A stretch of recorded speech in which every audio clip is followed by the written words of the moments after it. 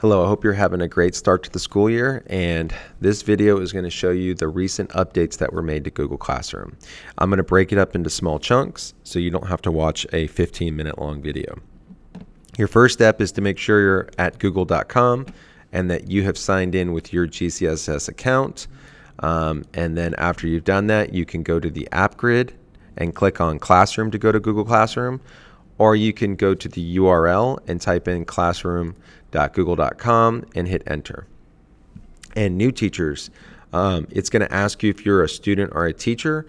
Please select teacher and email me right away, and I will approve you so you can use Google Classroom.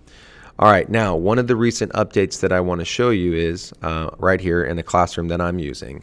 Now, the big update right here is Classwork, and that's what this first part of the video is about. This used to say students. So now if you want to add any work in Google Classroom for students to work on, you're going to go here to Classwork. And notice that it allows you to organize your assignments by topics, and you can see them in a very linear and friendly way. So students will see the same thing. So take a look. I've got my dad added to the class, and he is a student right now. And you can see he sees the exact same thing that I see, and he can go to view your work, and he can see all the things that he has to do and things that he's missing in the order. And you can go over here and click on returned with a grade, what's been assigned, and what's missing. So he can filter, and he can filter by with a grade and filter by what's been assigned to him. So that's really cool for the student to be able to see all the assignments in the classroom that has been assigned to him and what feedback has been given to him.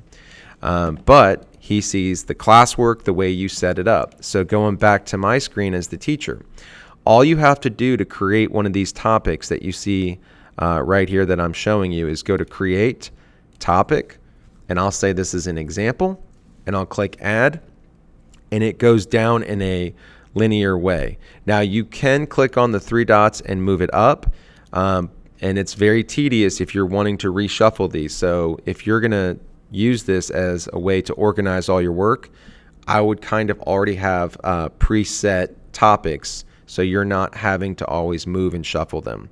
And then if I want to create an assignment to go into example, all I have to do is go to create, click assignment. This is test, and then I choose the topic example right here and hit assign. And it throws that assignment right there in under example. Now I'm going to go ahead and remove this since this is actually a live class, and I'm going to get rid of that topic so students don't see that. But this is a big change, and I really like it. I think it refreshes Classroom and gives you a little bit more functionality.